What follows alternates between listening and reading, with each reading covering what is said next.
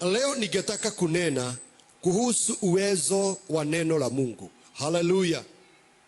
Uwezo wa neno la Teroshugi. Uhoti wa kiugo kia Ngai.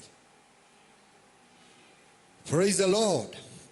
Unajua dunia vile inavyoendelea siku hizi, watu ni kana kwamba wameanza kusahau ama wameanza kuigiwa na uoga, kana kwamba neno la Mungu halina uwezo. Praise the Lord. Lakini kuna uwezo unaopatikana katika neno la Bwana. Hallelujah. Na wakati neno la Bwana linaponena, mambo mengine yote ni lazima yakome na yatulie katika jina la Yesu. Hallelujah. Kwa hivyo asubuhi ya siku ya leo ningetaka kuangalia neno liko hapa. Na nitaangalia maybe watu wawili na nitajaribu kukimbia in the name of the Lord. Neno la Bwana kwa kitabu cha Isaiah 36. Isaiah 36 aya yake ya kwanza, alafu nitaruka. Ninataka tu utagulizi usikie nini nataka kuongea hapo, alafu nitaruka mistari kadhaa. Isaiah 36 aya yake ya kwanza inasema, ikawa katika mwaka wa 14 wa kumiliki kwake mfalme Hezekia, Sennakerib mfalme wa Ashuru akapanda ili kupigana na miji yote ya Yuda yenye maboma, akaitoa. Mfalme wa Ashuru akamtuma amri toka Lakishi hata Yerusalemu kwa mfalme Hezekia pamoja na jeshi kubwa, naye akasimama karibu na mfereji wa birika ya juu iliyo katika njia kuu ya kuendea uwanda wa Dobi. Wakamtokea Eliakimu mwana wa Hilkia aliyekuwa msimamizi wa nyumba ya mfalme, na Zebna mwandishi, na Yoa mwana wa Asafu mwenye kuandika tarehe. Yule amiri akamwambia, haya, mwambie Hezekia kwamba mfalme mkuu, mfalme wa Ashuru asema hivi, nitumainie gani hali nitumaini gani hili ulilo litumainia? Hebu sikia, nitumaini gani hili ulilo litumainia? Nasema mashauri yako na nguvu zako kwa vita ni maneno yasiyo na maana. Basi unatumainia nini hata ukaniasi mimi? Hallelujah. Hebu tazama huyu mtu. Na ni mtu. Na one day Sennakerib alikuwa mfalme, na alikuwa na uwezo, na alikuwa na majeshi mengi sana. Alikuwa anajua yeye ni hodari wa vita, na nyakati zake hakuna mfalme angemtishia. Sasa siku moja Sennakerib akaamua kwenda kupiga mfalme wa Israeli na maboma yake yote aliyokuwa nayo katika Yuda na Yerusalemu. Na alipokuwa akamtumainia, na anamuuliza, ni tumaini gani hilo unalolitumainia? Umeshaiona mtu akiongea na kiburi? Hallelujah. Aliongea kana kwamba yeye ndiye final na yeye ndiye anaweza kusema kila kitu. Na hata mahali ambapo aya ambao nitakusomea 14, ningetaka tusome nawe hapo chini. Biblia inasema hivi, mfalme aseme hivi, Hezekia asiwadanganye, kwa maana hataweza kuwaokoa. Hallelujah. Hebu sikia venye anaambia watu ambao ni wa Israeli. Mfalme Hezekia asiwadanganye, anaweza kuwaokoa.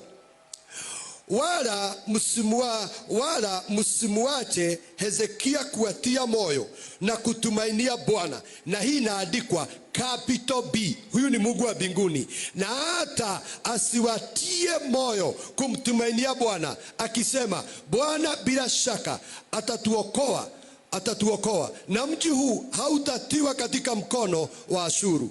Praise the Lord. Hey, hallelujah. Asiwatumainishe, asiwaambie ya kwamba Mungu ataweza kuwaokoa na hata Mungu hamtaweza kutekwa mateka na mimi. Hiyo verse ingine inasema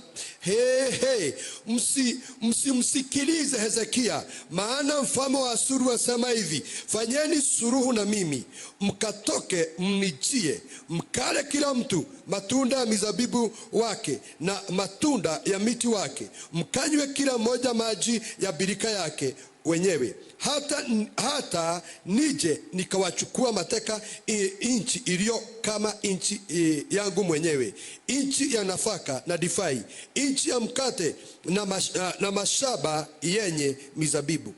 Hebu sikia ujaja huyo mtu ako nao. Anamwambia mpaka nchi ambayo ninawapeleka nikiwachukua mateka ni nchi inayofanana na nchi yenu wenye. Hallelujah. Na nawaambia hii nchi ninawapeleka ni nchi ambao iko na mizabibu. Ni nchi nzuri. Hallelujah. Kwa nini tusikae kwetu? Hallelujah. Lakini anawaambia msidanganyike, asiwafanye mtumainie Bwana ya kwamba sitawachukua mateka. Hallelujah. Na nawaambia asiwadanganye, jihadharini asije Hezekia akawadanganya akisema Bwana atatuokoa. Je, yuko Mungu mmoja wa mataifa aliyowaokoa watu wake na mkono wa mfalme wa Ashuru? Je, yuko? Huyu jamani mkali anasema kuna Mungu mmoja wa mataifa aliyepatikana, aliyeweza kuwaokoa Israeli na mkono wangu. Haya, haleluya. Wako wapi miungu wa Hamathi na ya Alabadi? Wako wapi miungu ya Safanaimu? Je, wameiokoa Samaria na mkono wangu? Katika miungu yote ya nchi hizi, katika miungu yote ya nchi hizi ni nani waliokoa nchi yao na mkono wangu? Hata Bwana auokoe Yerusalemu na mkono wangu. Hii ni kali. Haleluya. Ni Mungu gani huyu? Mlisikia wapi? Mtu ambaye aliweza, ama Mungu gani aliweza kuokoa nchi yake na mkono wangu? Na sasa muambiwe Yerusalemu, Bwana atawaokoa Yerusalemu na mkono wangu. Haleluya. Lakini watu wakanyamaza kimya, wala hawakujibu neno moja, maana ilikuwa ni amri ya mfalme kwamba wasimjibu neno. Ndipo Eliakimu mwana wa Hilkia alikuwa msimamizi wa nyumba ya mfalme, na Sabena mwandishi, na Yoa mwana wa Asafu mwenye kuandika tarehe, wakaenda kwa Hezekia na nguo zao zimeraruliwa, wakamwambia Hezekia maneno ya yule amri. Haleluya. Wakaenda. Unajua kuna kitu inaweza ikatajwa, ni ukweli tunamtumainia Bwana, lakini lile jambo limesemwa ni kali sana, na yule mtu ameamua atangamiza Yerusalemu na atawateka mateka, na walielewa uwezo na ukuu wa majeshi na kupigana wa Sennacherib. Kwa hivyo wakafika mahali waliposikia wale ambao walikuwa pale, wakisikia amri ambaye alikuwa ametuma, amiri ambaye alikuwa ametuma na Sennacherib, wakararua mavazi yao na wakavaa magunia, na wakaenda kwa Ezekieli wakamwambia yale maneno. Tolio sioge, kuna neno umelisikia la kukutisha. Kuna neno umelisikia la kukuvunja moyo.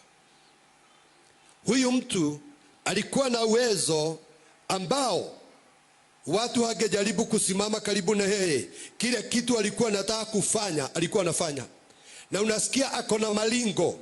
Anauliza hivi, ati aya 14. Basi Hezekia,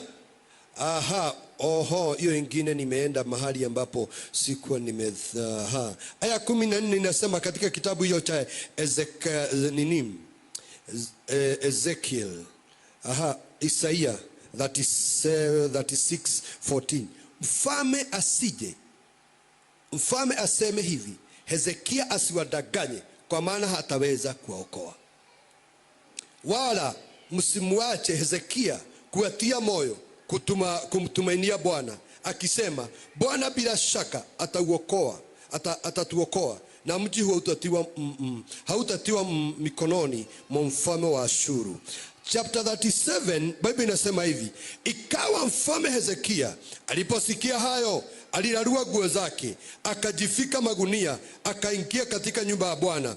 Akamtuma Eliakimu aliyekuwa msimamizi wa nyumba yake, na Zabena mwandishi, na wazee makuhani, wamejifika nguo za magunia, waende kwa Isaia nabii mwana wa Amosi. Wakamwambia, Hezekia asema hivi, siku hii ni siku ya dhiki na aibu, matukano, maana watoto wako tayari kuzaliwa, wala hapana nguvu za kuwazaa.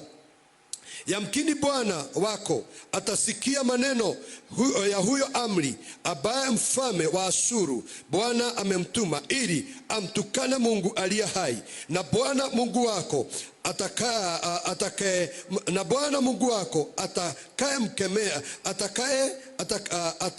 atayakemea maneno aliyoyasikia. Basi inua dua yako kwa ajili ya mabaki yaliyobaki. Haleluya. Unasikia, mpaka Hezekia aliposikia hivyo, alitoa maguo yake, akayararua na akavaa maguni, na akatumana, akasema, siku hii ya leo ni siku ya dhiki nyingi na siku ya aibu. Najua niko kwa madhabahu sitaki kuongea, lakini kuna mfalme angesema, angepiga Kenya, kila mtu aikiwe na hofu. Praise the Lord. Kwa sababu unajua yeye akisema ako na uwezo wa kupiga watu.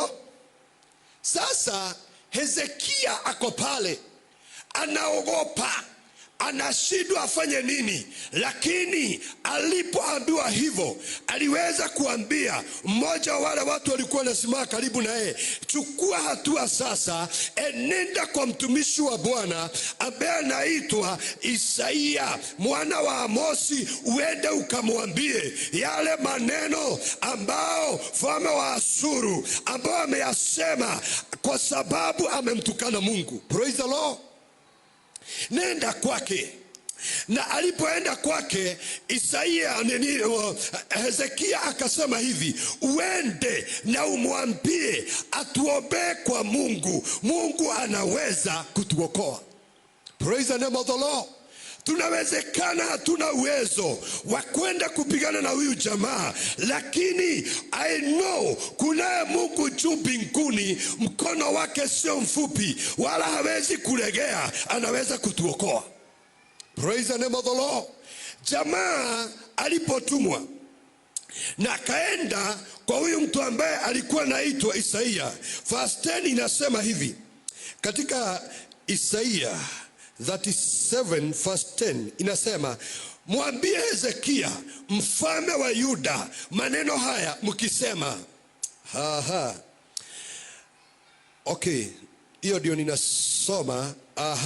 Mwambie Hezekia mfalme wa Yuda maneno haya mkisema, asikudanganye Mungu wako unayemtumainia akisema, Yerusalemu hautatiwa katika mikono ya mfalme wa Ashuru. Tena unasikia huyu mtu anamuongezea maneno, tazama umesikia habari ya mambo yote ambayo wafalme wa Ashuru wamezitenda nchi zote kwa kuziangamiza kabisa. Je, utaokoka wewe? Je, miungu ya mataifa ambao baba zako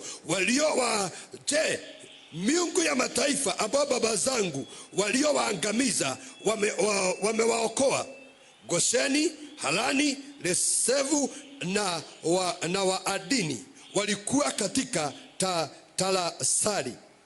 Yuko wapi mfalme Hamathi na mfalme Alpadi na mfalme wa mji wa Safanaimu na Hena na wana wa Eva? Basi Hezekia akaupokea waraka katika mikono ya wale wajumbe, akasoma. Kisha Hezekia akaingia katika nyumba ya Bwana, akaukuchua mbele za Bwana. Hezekia akamwomba Bwana akisema, Bwana wa majeshi, Mungu wa Israeli, ukae juu ya makerubi, wewe peke yako ndiwe Mungu, na falme zote za dunia wewe ndiye uliyeziumba mbingu na dunia. Haleluya. Hezekia, unasikia venye huyo mfalme anajidai, akachukua barua na ameandikiwa. Haleluya. Akaenda akaikujua mbele za Bwana na akamwambia Mungu maneno kama haya. Akamwambia, Bwana wa majeshi, Mungu wa Israeli. Haleluya.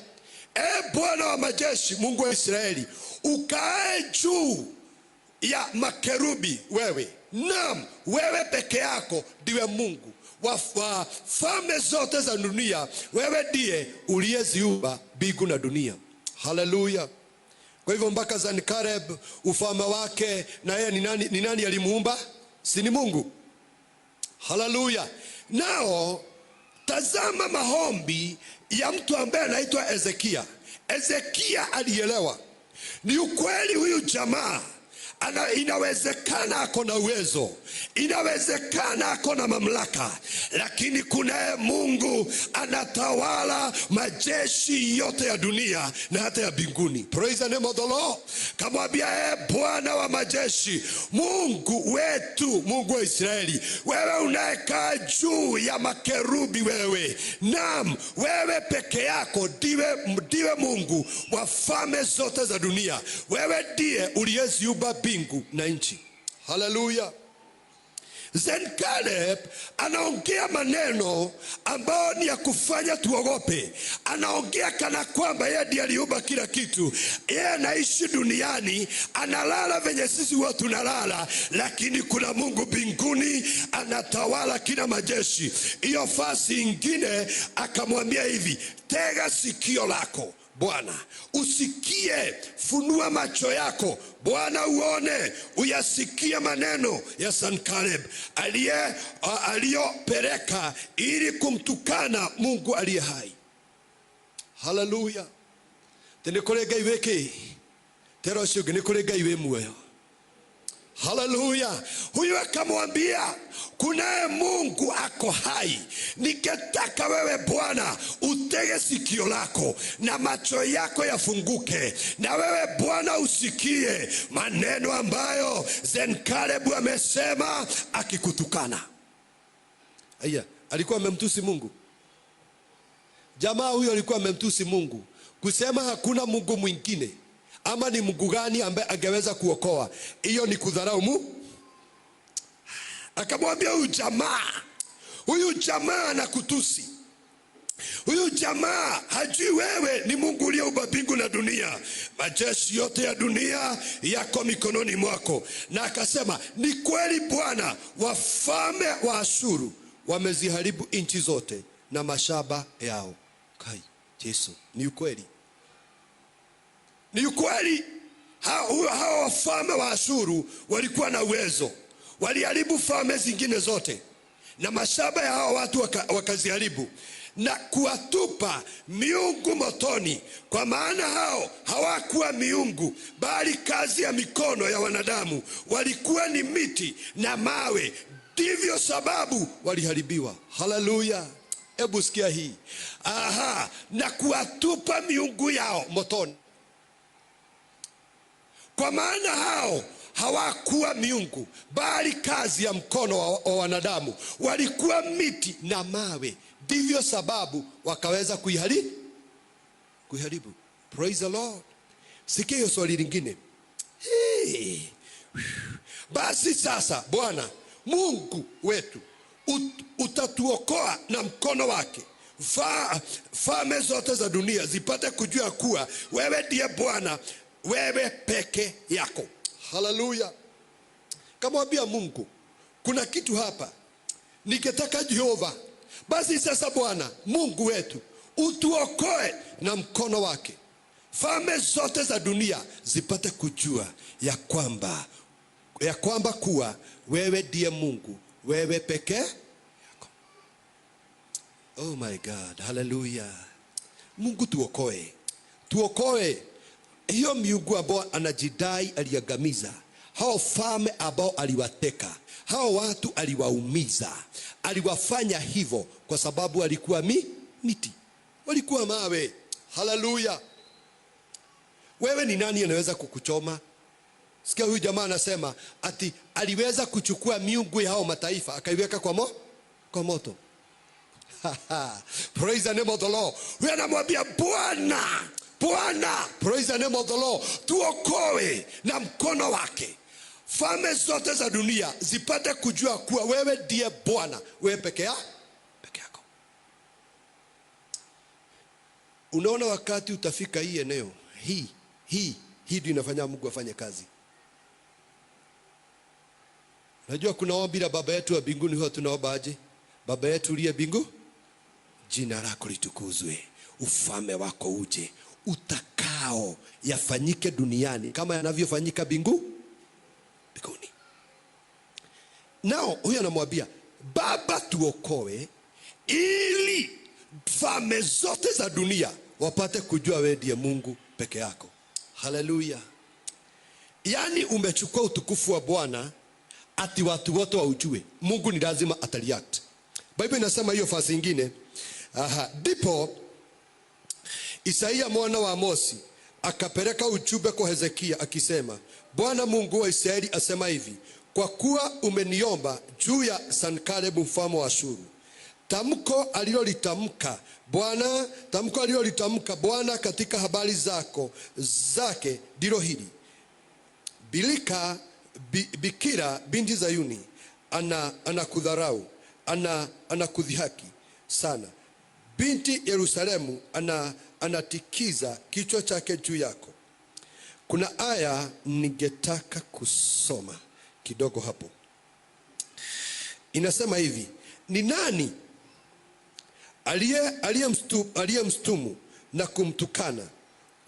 Umeinua sauti yako juu ya nani na kuinua macho yako juu ya mtakatifu wa Israeli?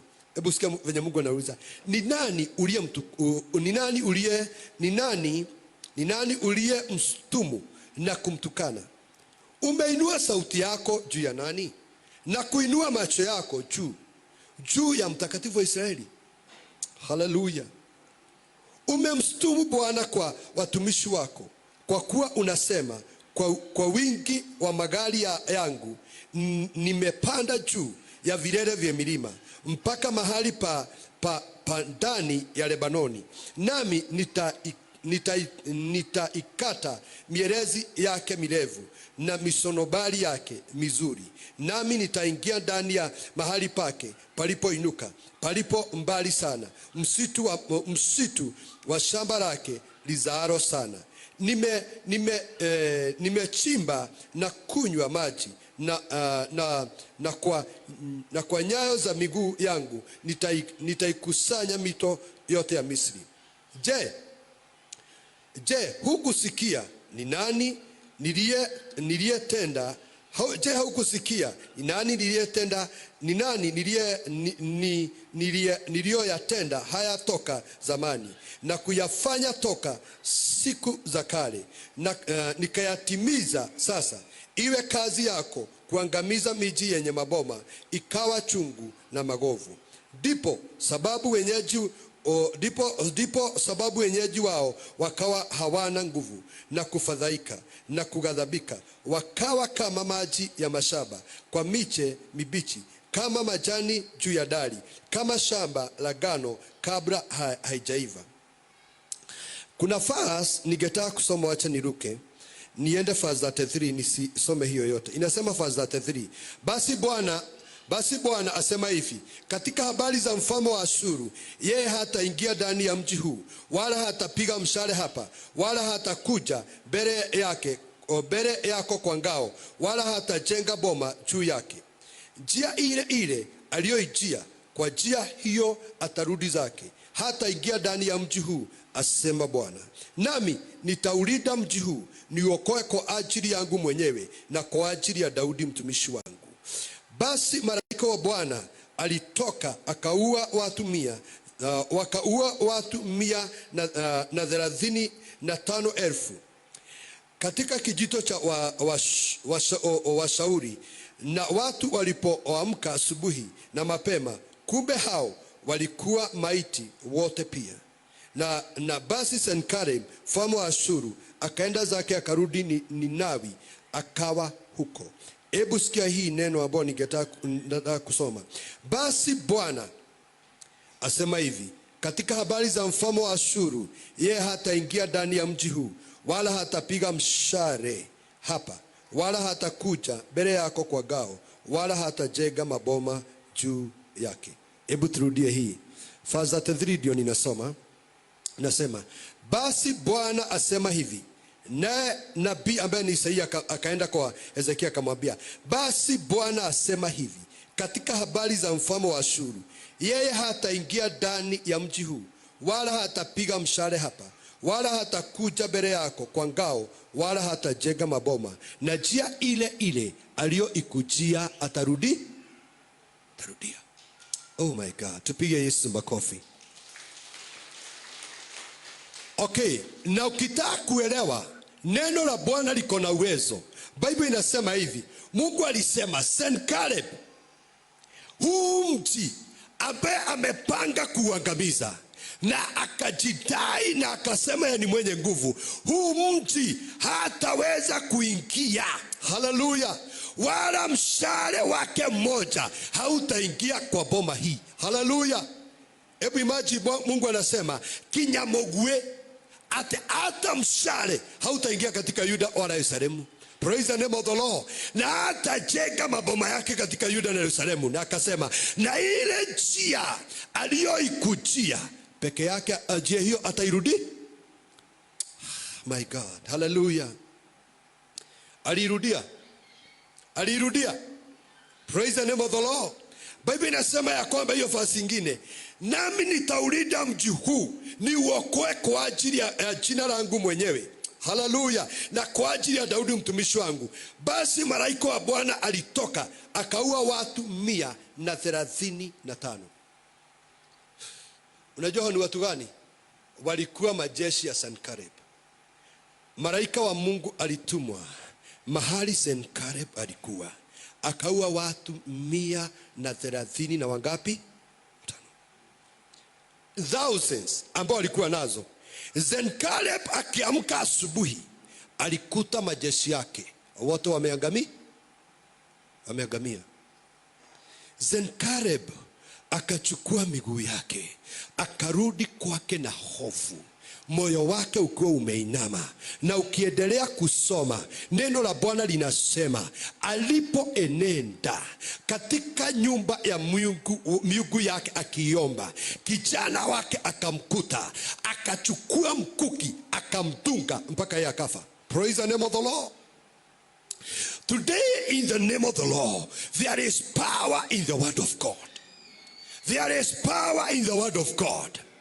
Inawezekana kuna hali unapita, ndani yake zinatisha, zinakufanya uogope, kama zenye ambazo zilimkuta mtu ambaye alikuwa anaitwa Ezekieli. Na Hezekia alisema ya kwamba ni ukweli, huyu mfalme wa Ashuru waliangamiza mataifa, waliwaweza kuwateka, waliwanyanyaza, waliwaumiza, lakini mimi ninajua there is God in heaven, ambaye ni Mungu wa majeshi, ambaye ni Bwana wa mabwana, ambaye anakaa juu mbinguni, ambaye akisema jambo ni lazima litimie. Praise the name of the Lord. Hezekia alijua ya kwamba ni ukweli Sennakerib akona uwezo, akona mamlaka. Yale mambo amesema, anategemea majeshi yake, anategemea uwezo wa nguvu za majeshi yake. Lakini alisema ya kwamba nekore Ngai matuine, Ngai uria magia boto cia na niwe wathanaga. Akasema there is God in heaven. I know there is God in heaven. Makao yake si makao kama makao ya wanadamu. He is God, hawezi badilishwa, na akisema jambo linaweza tokea. Yeye hapigani kwa majeshi, yeye hapigani kwa wingi wa ukali na nguvu zake, bali akitamka neno lake linaweza kufanya maajabu. Hezekia alipomwendea Bwana, Isaia akiwa ameketi mahali ambapo alikuwa ameketi, akaambiwa, wewe Isaia, nimesikia yale maneno yote Senakerib amenena, akinitusi na akinistumu na akiongea kinyume changu, but ningetaka nikwambie, enda umwambie Hezekia ya kwamba huyo mtu ambaye anaitwa Senakerib anategemea mkono wa mwanadamu, huo ni mkono wa nyama. Hajui ya kwamba I am the Lord, I am God, ambaye hawezi kubadilika.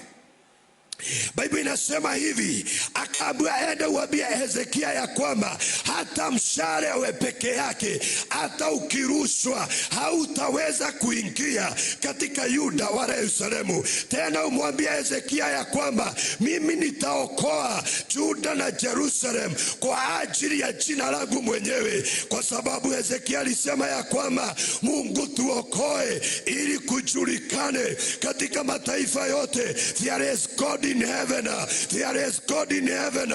Kuna Mungu mkubwa, kuna Mungu mwenye uwezo wote, kuna Mungu mwenye mamlaka. Akasema Jehova tuokoe, naye Mungu akasema huyo jamaa ambaye anajidai, kiburi chake kimeinuka, anaitwa Senakerib, hata ingia katika Yerusalemu, na ile njia alikuwa ameikujia the same way atairudia. Na Biblia inasema ya kwamba Mungu aliposema hivyo, wakati Senakerib alikuwa amekaa mahali fulani na majeshi yake na uwezo wake, Biblia inasema ya kwamba an angel of the Lord akatoka mbinguni akaangamiza watu 130,000. Senakerib akiamka asubuhi alikuta tayari ni misoga iko pale, kwa sababu the word of God is final, katika jina la Yesu. Na kama utafika mahali ambapo ungetaka Mungu akupiganie, ni lazima tuinue jina lake juu. Ni lazima katika hiyo kazi, katika mapito unayoyapitia, ujue ya kwamba kunaye Mungu ambaye hana makono wanadamu. Yeye akai mahali hapa tuko, lakini anaishi ndani yetu, akitumainiwa, akipatiwa hali ya kumtumainia, anaweza akafanya maajabu. Unajua siku zimefika mahali ambapo watu na watazama, unashindwa kana kwamba watu hawaelewi ya kwamba there is God in heaven. Hii habari ya kutuambia ya kwamba nimekufa moyo, sina njia, sijui nifanye nini, hii ni lazima ikufe katika jina la Yesu. Hii ni lazima iangamie. Why? Liwe ona kurumwo tu, haleluya, negwato mokweke goro, haleluya. Emodo kwira ni ugugikua na kwire kwe boto cia itometo ikonine. Praise the name of the Lord. Najua kuna mtu ambaye huwa ananipendeza akiimba, akiuga kirathimo giakwa ni njekete atia ni thogoreire, haleluya. Now akauga thobe yumaga ke hii hamujui, haleluya. Unajua inafaa ifike mahali ambapo uambie moyo wako, uambie akili zangu, sitaondoka mahali hapa. Unajua kama saa hii sijui tori ukire kanitha wi munogu wi kana ukire wina thayu weteire kuigwa Jesu we ukire atia. Ni kuri mundu uhotagwo mbere ona ndari irio no ni muho, tondu kuhotwo gutikoragwo nja, kuhotwo gukoragwo thiini wa mundu. Saa hii inawezekana umekuja, lakini kusema ukweli urahotetwo oira ti umuthi, haleluya. Mawarora wira ugatwira Ngai thirikari no itari ihana. Hallelujah. Warora muthuri waku. Unajua jana nilikuwa mahali pengine, nilikuwa ninahubiri. Hallelujah. Nikiwa ninahubiri nikakuta wa Mwathani, hallelujah, Baba Moses atumia malei kila mwaki na touru kujitia moyo. Alikuwa anasema ati athuri thiko ici ni makomire matingĩtaũkĩka ũrĩa mahana. Murona ati atumia nĩguo gwathire mutikwaria hau. Hallelujah. Now wakiongea hivyo wakasema ati andũ arĩa maroraga aciari ao nĩ ciana cia tũirĩtu na atumia, wazee walira. Hallelujah. Naona jitia moyo eka kwera gyo golia mwe iraganeke golia mwe huthagia neke na nĩguo mũrĩ andũ ava.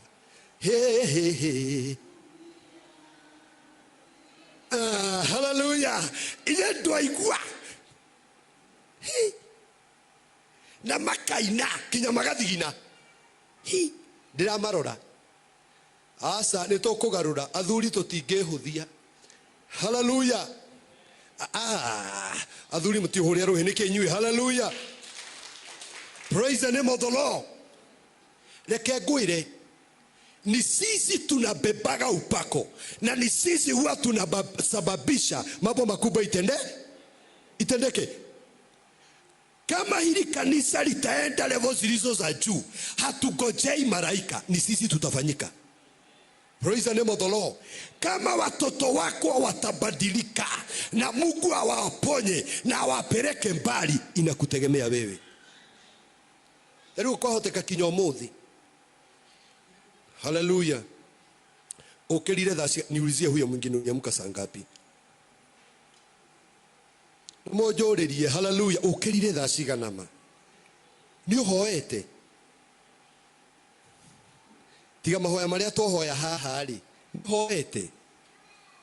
Na hiyo maombi tukipima, si mimi nataka wewe upime, hiyo maombi inaweza badilisha hali. Hallelujah. Unajua kuna watu wanapiganaga wakati ambapo uovu na dhiki imetokea. Hedo nego pastor weko. Hallelujah. Ni nini? Ni lazima tuombe. Haya. Lakini wakati ambao hakuwa amesturiwa hawezi tero dugo kagire hida wathi tu. Usiamke wakati umesturiwa wewe. Praise the name of the Lord. Nene kole modo okagira nego thitorwo. Tautha ishida horothi mune modo ikura ihudi kwenda kuga ekutoni aranyona ringi. Hallelujah. Na akinipiga simu ananiambia hivi, pastor, ni nini? Nataka uombe saa hii. Haya, tiroshi odagika iriko. Gamoria niki tarorore ya shaitani yakite. Hallelujah. My God. Hallelujah. Teroshoge, please. Naona dhaishi Bible kuna wakati Reverend alitusomea hapa neno on Sunday. Bible inasema ya kwamba kanisa la kwanza lilikutana kila likiomba na kumega mkate. Na Bible inasema na maajabu ikatendeka. Hallelujah. Unaona sasa tunaongea sio vyema uliingia kwa ibada, utoke kwa ibada ulikuwa unaumwa na mguu unakuu. Hallelujah. Umetishiwa kuangamizwa, lakini umeingia kwa ibada, hata hovu na hata kushusha hiyo mastumu hawezi. Praise the name of the Lord. Ni kuri hindi mundu ahoyaga ma ukaigua gutie kindu kingi gitigarite, Ngai no muhake kiundu. Praise the name of the Lord. Unajua kuna siku moja niliomba mimi nikasikia kwamba na Biblia inasema tukiomba tuamini chenye tumeomba tumepokea. Okay, ni nani huwa anapima? Ni mimi. Chenye nimeomba nimepokea. Nilipoomba nilimwambia hivi, unajua kuna mtu alisema hivi, ni Muislamu, kama Wakristo wageelewa nguvu za Mungu wao hawangekuwa na msaha. Kama wagere, I pray this, hallelujah. Hiyo Sunday ingine nilikuwa ninahubiri, niwaambia hivi, mimi huwa ninachukua muda mrefu niombe, nisikie ya kwamba chenye ninaombea nimekipata. Kwa sababu Biblia inasema kwamba blessed the Mungu, okay, Biblia inasema kwamba hivi katika kitabu cha Ephesians chapter 1 verse 1, atukuzwe Bwana wetu Yesu Kristo, aliyetubariki na baraka zote katika ulimwengu wa roho, ati zenye zinatoka juu. Wacha nikuambie, kama utafaulu, omba mpaka usikie ya kwamba kama ni kazi unaenda, kama ni biashara unaenda, umeshida uovu na umepata faida. Praise the name of the Lord. Na huwa ninatumia muda hivyo. Nao nilikuwa ninaenda Mashishi, na kuna watu tulikuwa na wao, nikasema hapana, mimi nasikia niyo, na mimi nilikuwa nimejitayarisha, nikasema hapana, wacha nipige magoti niombe. Ninataka niombe hiyo safari na siku ya leo nishinde. Nikaomba, nikasikia ukweli. Nikienda kumaliza kuomba, mwenye alikuwa tunaenda naye akanipigia simu, akaniambia niko pale Githurai. Na akaniambia umetuchelewesha. Haya. Nikamwambia ninakuja. Nikichukua duthi kukimbia Githurai, simu haachi kupiga. Kumbe akona gari ya maana. Gai, Mercedes Jero, ni gari hodhoe. Praise the name of the Lord. Lakini akiwa hapo Mweda, hallelujah, ametokea, anapiga bonnet ya gari, ondokeni hapa. Anawapigia, hapiga gari zingine, hiyo ndio akona haja nayo. Na mimi ndio nimewachelewesha. Sasa nimekaa hivi, ebia sasa unaona venye unatufanya. Mimi sijui ni nini. Kwenda kufika pale, nikakuta huyo Mwenda anawapigia bonnet ya gari, akwambia atavuja vioo, na wao wamefunga, hawezi kumwogeresha. Aliponiona nimetokea pande ile, akasema huyu ndiye mlikuwa mnakojea, siwezi mkojea, yeye ni nuru ya Mungu. Akatoroka akipiga duru. Nilipoingia kwao wakanitazama hivi, hallelujah, iro shogi hoya kinyokue utheri wa Ngai we ndumwiri oguo nikiwe. You know, kutoka hapa, swali la kwanza ambao niliongeleshwa na hao watu, waliniongelesha tumepita Keno, wakijulia kayaguruki makoi. Hiyo ndio swali. Hallelujah. Wenu watatu waine. Praise the name of the Lord. Let me tell you, sahi hata tukiongea, inawezekana hakuna mtu amekutishia maisha, lakini kuna hali zimekutishia nekole siekuo. Hallelujah. Nimurasiona siekuo. Yani uturire hoete kamurimo magati honaga gatiguaga. Kinyoka huwa kamurimo karia kau. Na kwasa goka mweri wa mugwanja ona kwagia heho. Kwagia ki? Neguo tumirimu tu ugwa mundu kwa nindika murimu. Hallelujah.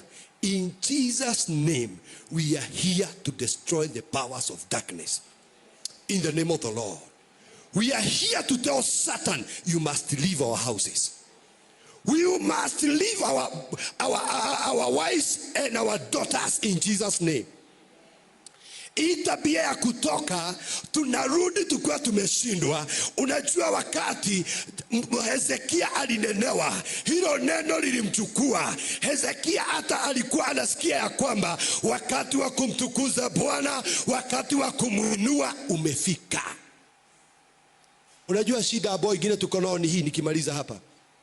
Shida moja ni hii. Uliza huyo mwingine, do you have the word of God ambao amenena na maisha yako? Kuna neno la Bwana uko nalo? Ni ule kiugo? Kunayo? Oh, hallelujah. Sisemi yenye nimekusomea. Praise the name of the Lord. Do you have a rhema word ambao unajua kuongea ukweli? Hili ni neno Bwana alinitokea na akaniambia mimi ni kichwa, mimi sio mkia. Akaniambia nitatembea na wewe mpaka mwisho wa dahari. Praise the name of the Lord. Jambo lingine ni hili, umetakazika, umeshinda majaribu. Praise the Lord. Uhoro wa uthingu na utheru ni utura thiini waku. Unajua kuna watu siku hizi wanatuletea shida. Baba Moses wanatuambia hivi, nikole nyimbo cia ki? Nyimbo za kumwabudu Bwana na kumsifu. Zingine gani? Nyimbo cia mata? Ata nyimbo cia ki? Mutikuga. Hallelujah. Ati nyimbo cia mataro. Nyimbo cia mataro ni iriku? Hallelujah. Unajua niisikia ingine, ukweli umeokoka, alafu unaweka wimbo unasema ya kwamba atethero ni kuri matangi ma njohi ile wagire kunywa we, no gatwikira rwimbo ru tugikurira tunasikia huo wimbo. Hallelujah. Rwimbo rwekirwo ukauga rutingiurira thi, we tutigithie we. Kanyimbo cia Ngai tataranaga. Hau mutikuga amen, mutikihurira ruhi. Yani nyimbo rwimbo ruria wikirite ringtone ya thimu yaku ni rwimbo rwa dashi rwa mundu ngedi kuga nu ngihura oguo ni ruo ndiraigua. Ngoria Ngai. Hallelujah. Niki ndiraigua na ndakuhurira kaja mwathani agocwo pastor, mwathani agocwo ringi. Hallelujah. Yani we nduri kiugo kia Ngai kiria kenge kuoya gigutwara iguru. Wikete nyimbo cia mata cia mataro. Njuria atiriri, andu acio tondu uturite uiguite nyimbo icio ri, igucenjeirie muturire nake, igutarite atia? Igutarite atia? Na mugatwira honoki ni aboe aliokoka wameboeka, kava boekete. Praise the name of the Lord. Unajua kuna vitu viwili hii duniani. Bible ikisema mahali ambapo hakuna njia nitafanya njia. Praise the name of the Lord. Nikikwambia hapa kuna njia na huoni na mlango tumefunga, kuna njia iko hapo? Now kuna kitu wacha nikwambie, kuna mambo mawili. Unaona wetekio, unaona imani ni jiwe la kukwaza watu. Praise the name of the Lord. Wale wako kwa njia ya kupotea, lakini ni nguvu na uwezo wa Mungu kwetu sisi tulio katika jina la Mungu. Praise the name of the Lord. Jambo lingine la pili ni hili, wetekio norimo nitaihana. Wetekio na kaurimo nitaihana naga. Praise the name of the Lord. Jirigete kureherwo mundu, dagitari arauga atiriri ati huyo mtoto akona shimo kwa moyo na amepigwa picha kama 6, anagojewa aende sasa apasuliwe moyo ujazwe. Na mimi nasema ninajua Mungu ataijaza. Usio tiolimu nekekeu. Alafu nikisema Mungu ataijaza, wenye wako hapo wananitazama hivi, nikamwambia sikatai umpeleke hospitali, but I know my God anaweza kumjaza hiyo moyo. Praise the name of the Lord. Nao nikamwambia binti ako standard 7 anaelewa, amekonda hapo hivi kwa sababu anaabua kuna shida. Nilipomuombea after 1 month ambao alikuwa aende apasuliwe, aende akajazwe moyo, akienda mama yake ananipigia simu akilia, ni nini? Ananiambia daktari wamempiga picha, wanamwambia moyo haujawahi kuwa na shida. Sasa katikati ya kule kuongea, imani ilionekana si ujinga wakati ilifanya kazi. Na nikio twakwa ni ugutuika millionaire na hindi yo turakwira ona nduri magana meri muhuko. Ukarigwa mbeca cikuma naku. Praise the name of the Lord. Na ni kuri mundu ajagia na huru baro nike kingi muithikiri nike kingi ate nduthi nike kingi sasa umepanga Mungu ni wabangire wamubangire na nikio kinya thaa ici habari ya kuamini miujiza imekoma katika kanisa kwa sababu habari ya kuamini miujiza inaanza kwa akili. Tiga weigwe Ngai ateithagia wikite atia Ngai ateithagia wite mutianirire ithu tugiugire ndigwa mukiuga Ngai ateithagia witeire hakire fatori ku Ngai ugithie kwi Ngai aguteithia ikono hote gwiteithia ni hari habata kuna haja. Praise the name of the Lord. Now Mungu huwa anajibu maombi mara ngapi? Ate tatu. Ya kwanza ni gani? Yes. Wait. No. Oh, sawa. Nataka kumalizia hapo. Wewe tusokare haha. Mungu huwa anajibu maombi mara ngapi? Tatu. Ya kwanza ndio.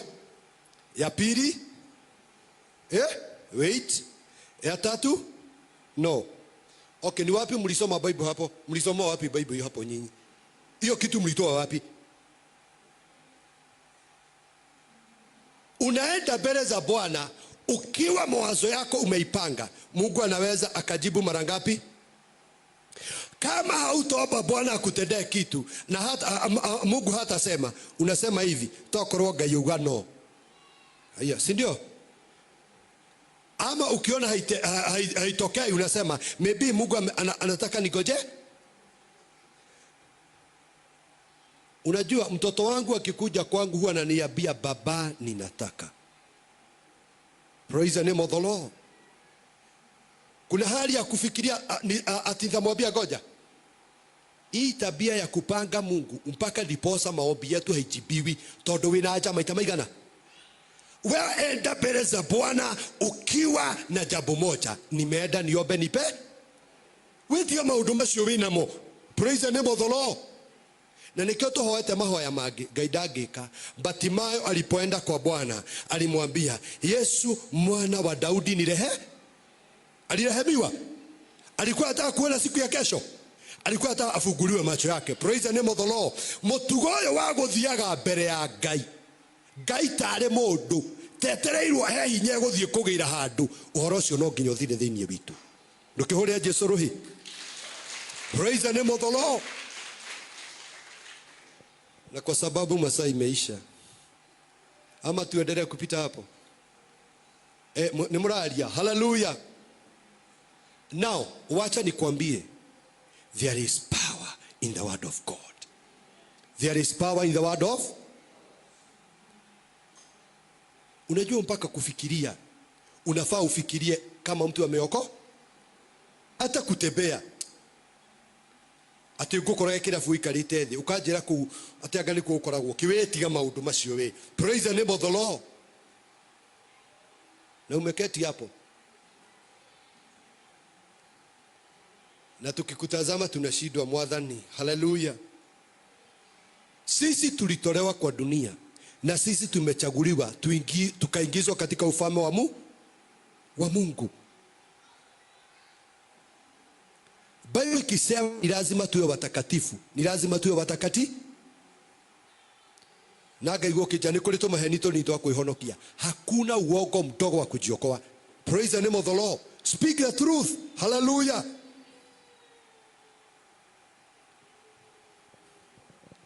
Hebu tusimame ni waombe. Acha niache na maneno mingi saa hii. Hallelujah. I pray in Jesus name. Utamwamini Bwana, utauba imani yako mpaka mambo yatoke. Unajua ili muujiza wote utendeke, Kile kitu Mungu anahitaji ndani yetu ni kumtii sana. Praise the name of the Lord. Taune kuri andu kai Jesu aria mari muoyo. Taune kuri ungi hau tori ucio ni urahingwo kirwa ukire. Ni urahingwo. Ni uraigwa turahingwo guo. Hallelujah. Nwe mundu agakuhoya muno. He undu mweragwo. Tothie niki. Hallelujah. Praise the name of the Lord. Aratuireu. Yani ri hata hiyo haujamaliza. Praise the name of the Lord. I pray in Jesus name, tutakuwa watu walio na wepesi wa kumsikia Bwana. Ili mambo kama haya ilitokea, mtu ambaye alikuwa anaitwa Hezekia aliweza. Hezekia kuna mtu alipiga, kuna majeshi yake aliambia waende kwa vita, lakini alijua there is God in heaven, Mungu wa majeshi. Praise the Lord. Na akasema wewe Baba, unaishi mbinguni. Hallelujah. Wewe sio kazi ya mikono ya watu, wewe sio mawe. Praise the Lord. Wewe sio bao. Praise the name of the Lord. Wewe ni Mungu. I know God. Dahoya matumenye Ngai. Praise the name of the Lord. Na nitakuombea siku ya leo. Oh my God. Hii wiki ninaomba in Jesus name tuwe na watu watapata baraka na ushindi. In the mighty name of the Lord. Hii wiki ninaomba hiyo milango imefungwa, tutaifungua. Haijalishi ilifungwa na nani, haijalishi ni nini haupati, but siku ya leo inawezekana. Inawezekana. Do you have faith? Oh my God. Hallelujah. Bible inasema heri wenye mioyo safi watamuona Bwana. Hivyo ndivyo tulisomea on Sunday na Reverend. Heri wenye mioyo safi. Nona hende yothe ugakona ngoro njuru uthia kinya kwendia indo maitiguragwo. Na thina niki ni uregire guthondeka ngoro yau.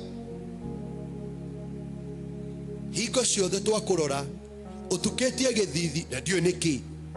Hallelujah. Nduri gikeno. Furaha tupatagi furaha kwa sababu tuna pesa. Praise the name of the Lord. Tunapata furaha kwa sababu furaha ni sehemu ya maisha yetu. Kuna mtu alisema, nipe moyo safi Bwana niingie mbinguni. Nipe moyo safi Bwana. Nipe moyo safi Bwana niingie mbinguni, kukaa milele nawe. Nipe mafuta Roho wako Mtakatifu. Nipe mafuta Bwana. Nipe mafuta Roho wako Mtakatifu, mwalimu na mfariji. Niongoze katika safari, nishike mkono Bwana. Nipe mafuta Roho wako Mtakatifu, mwalimu na mfariji. Mimi ningetaka tuombe roho zetu. Si unajua moyo wako? Please pray for your heart. Hallelujah. Mambo mengi imekataa kufanyika juu ya moyo. Umebeba mambo. Hallelujah. Hata leo ukikia unasema kanisa imeboeka. Si kanisa imeboeka, ni wewe. Praise the Lord. I pray in the name of the Lord. Inua mikono yako juu. Hebu jiombe katika jina la Yesu. Jiombe, mwambie Bwana, moyo wangu hautanidanganya, hali hazitanidanganya katika jina la Yesu. Mimi nitainuka, mimi nitafaulu, mimi nitakuonyeshana kwa mataifa vile ulivyo. Kama vile Hezekia alimuomba Bwana, akamuomba Bwana akamuuliza, Baba tuokoe, ili hawa watu wajue ya kwamba kuna Mungu ambaye ako mbinguni. There is God in heaven.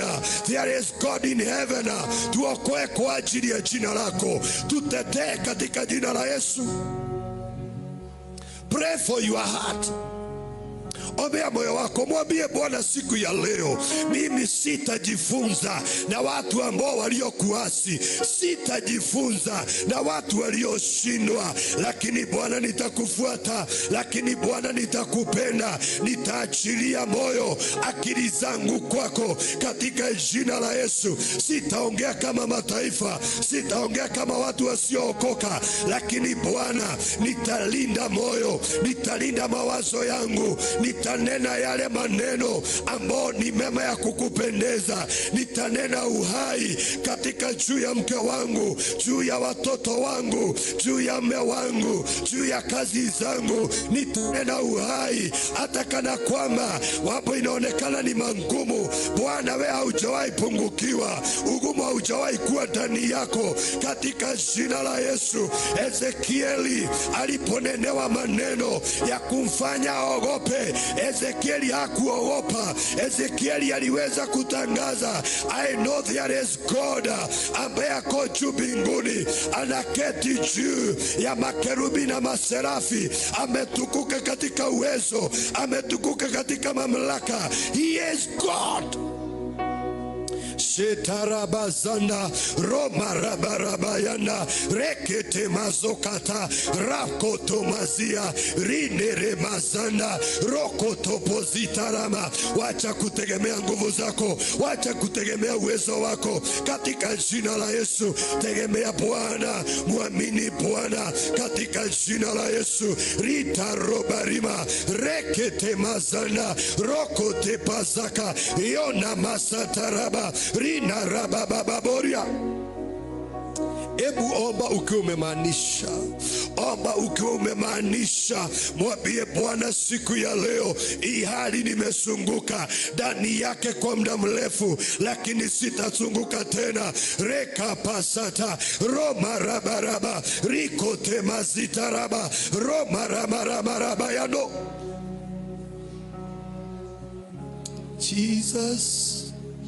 Jesus, wewe uliokoa Yuda ukaokoa Israeli wakati ambapo Zenkalebu alinena kinyume, alinena kana kwamba yeye ni Mungu, lakini Ezekieli akajua kuna Mungu ambaye anatawala falme zote na mamlaka, ambaye ametukuka katika uwezo na nguvu. Wakati ambapo yule mama wa Sarefadhi alipokuwa na kaunga ambako angepika kwa wakati tu moja wale wafe, wakati ambapo tumishi wako alikuja, aliweza kutangaza ukiwa ndani yake ya kwamba mama, utaishi, hautaangamia, kiangazi hakika kutudhuru.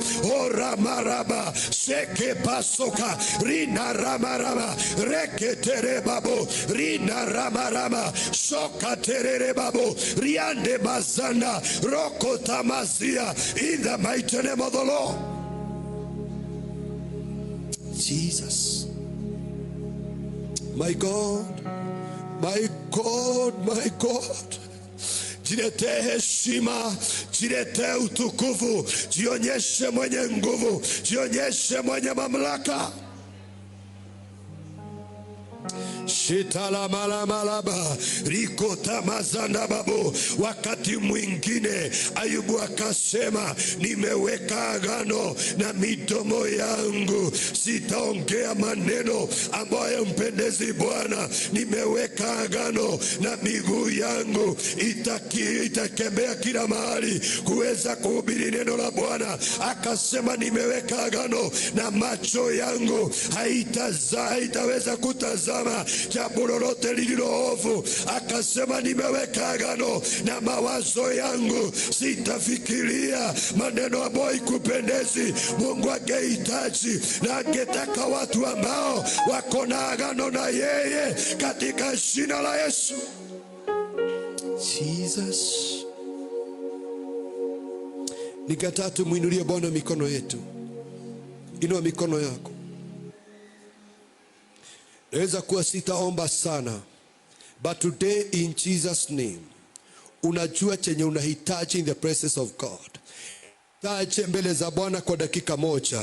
In the mighty name of the Lord. Taja hilo jambo unahitaji. Taja hilo jambo unahitaji. Hauhitaji kwangu, unahitaja kwa Bwana. Mtumishi wa Bwana ambaye alikuwa anaitwa Hezekia alichukua ile barua, akaenda mbele za Bwana na akaweza kumwambia Bwana, sikia haya maneno, sikia venye imeandikwa ati ya kwamba hakuna Mungu mwingine anaweza kutuokoa. Ati wewe Mungu unaweza ukachomwa. Akamwambia, wewe ni Mungu unaishi mbinguni. Taja hilo hitaji, litaje mbele za Bwana. Reka pasoka, rita robarima, rekete bazoka, yana mazanda, ine mazoka, yene mazaya, in the mighty name of the Lord Jesus. Itaje mbele za Bwana. Our God and our King, He is well able kulifanya katika jina la Yesu. Weka imani yako kwa Mungu wetu. Oh God Jesus, chukua mkono wako juu. I want to pray for you now. Katika jina la Yesu. Baba, katika jina la Yesu, wewe umetukuka sana, umeinuliwa sana. Mungu mwenye nguvu, Mungu mwenye uwezo, ambaye unaketi kwenye kiti chako cha enzi. Wewe ni mkuu sana katika uwezo na mamlaka. Wewe ambaye unatawala katika dunia yote na katika nchi yote, ukaiwekea mipaka, hata maji ukaiwekea mipaka. I pray in the name of the Lord. Hitaji la huyu mzee, hitaji la huyu mama, kutana nalo Bwana. Hitaji la huyu kijana, kutana nalo Bwana, ambaye Bwana amedhoofika, ambaye Bwana analia, ambaye hana njia, hali zimekuwa ngumu, haoni mahali pa kutorokea. Twatangaza katika jina la Yesu, there is God in heaven, there is God in heaven.